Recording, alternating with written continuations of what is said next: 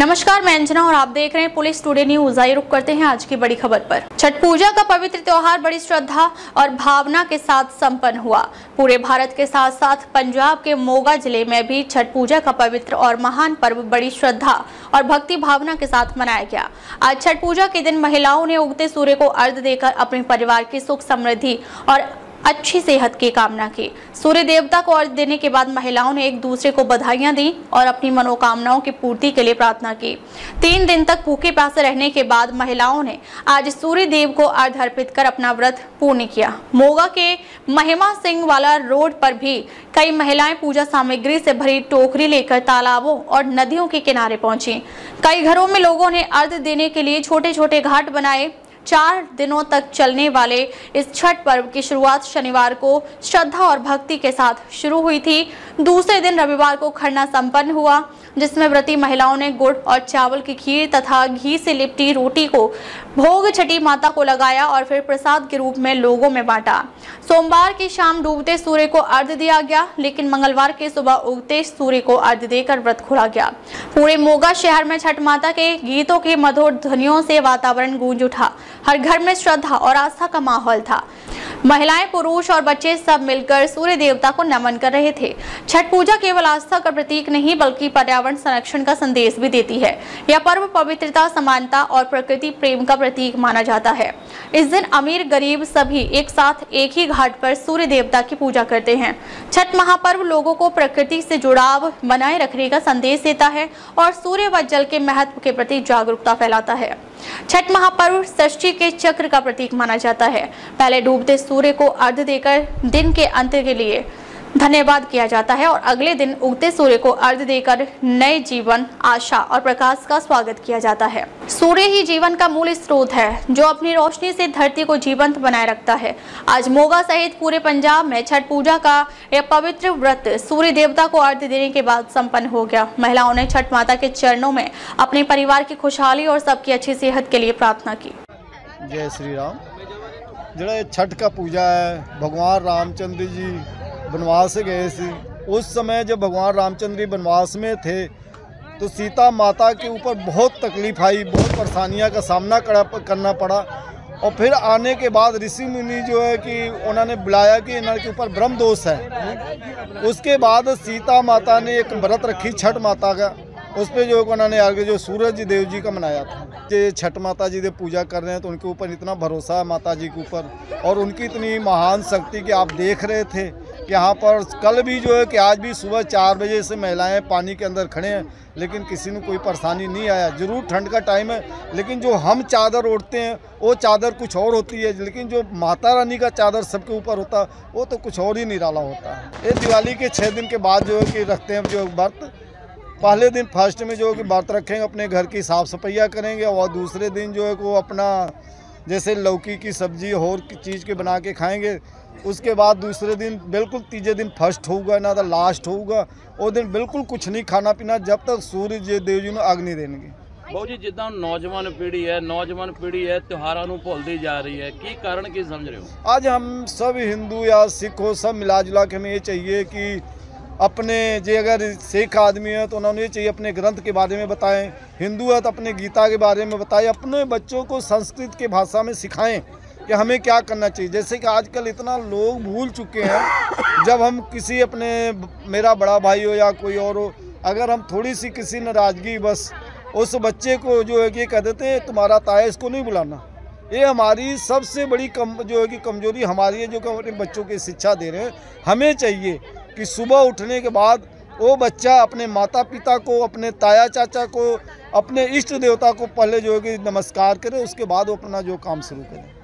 पुराने समय के क्या जाता है कि जो भी ਇਹਦਾ ਵਰਤ ਰੱਖਦਾ ਛठ ਮਾਤਾ ਦਾ ਤਾਂ ਉਹਦੀ ਸਾਰੀਆਂ ਮਨੋਕਾਮਨਾ ਪੂਰੀਆਂ ਹੁੰਦੀਆਂ, ਜਿੱਦਾਂ ਕਹਿ ਦਈਏ ਧਨ ਦੀ ਪ੍ਰਾਪਤੀ ਜਾਂ ਪੁੱਤਰ ਪ੍ਰਾप्ति ਦੀ। देखो जी, ये तो मेरे ऊपर की बात है। मेरा बड़ा बेटा, उसको करीब 6-7 साल हो गया था, बच्चा नहीं हुआ था। और हम उस समय छठ का पूजा जो है कि गाँव में थे। हमारे पत्नी जो है कि संगीता राय ने वहाँ पर मानी कि अगर हमारे बच्चा होगा तो हम भी छठ पूजा में शामिल होंगे यहाँ पर आके। और देखो परमात्मा के दया से, छठ माता के दया से हमारे घर 2.5 साल की बच्ची रितिका रा नाम उसका है, पैदा हुई, जो कि आज हम बड़े धूमधाम से यहाँ पर छठ पूजा मना रहे हैं। कोई भी इंसान कोई भी आदमी अगर ये सोच के चले, विश्वास दृढ़ रख के चले, तो छठ माता अवश्य पूरी करती है। मैसेज क्या दोगे समाज को? मैं समाज को मैसेज दे रहा हूँ कि आप लोग जहाँ भी हो, परमात्मा माता रानी आपके ऊपर मेहर बना के रखें और आप भी अपने बच्चों को जो है कि हर धर्म नाल जोड़ें। आज जो है छठ पूजा का व्रत जो है पूरा हुआ। 3 दिन से व्रत रखते थे और जो है सूर्य देवता को अर्घ दे के आज संपन्न हो गया व्रत।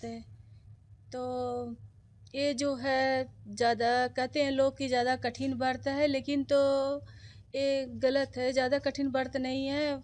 माता रानी ने जो है बहुत ज़्यादा जैसे कि शक्ति दी और मुझे इतना घंटा पानी में खड़ा होने का, और जो है अपने परिवार के लिए हम सुख शांति के लिए किए।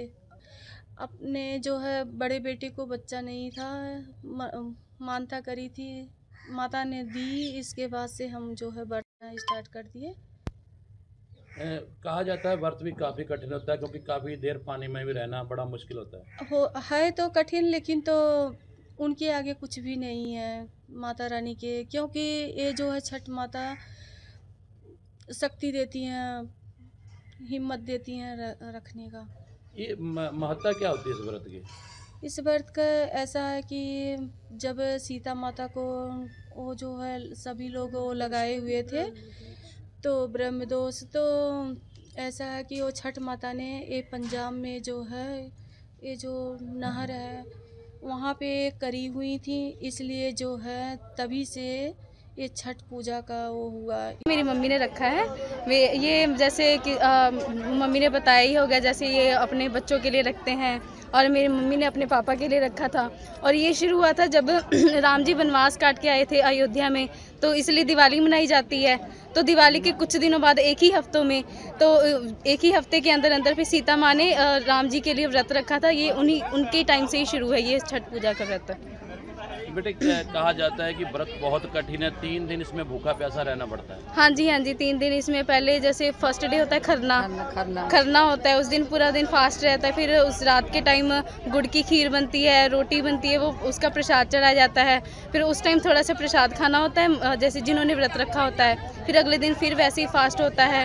फिर आज जैसे सूर्य देवता को अर्घ दे के फास्ट ख़त्म होगा। फिर आज जैसे मतलब 3 दिन तक इनका फास्ट है और आज ही ये नमक खाएंगे। मतलब 3 दिन इन्होंने कोई नमक वगैरह नहीं खाया, पानी नहीं पिया, तो इसीलिए थोड़ा कठिन माना जाता है। और वैसे जो करते हैं उनके लिए कुछ ज़्यादा कठिन नहीं होता है। जैसे महिलाएं पानी में खड़कर जो अर्घ दे रही थी, हाँ काफ़ी दिक्कतें भी आ रही, वो पानी भी ठंडा था, महिलाओं को भी दिक्कत काफ़ी आती होगी।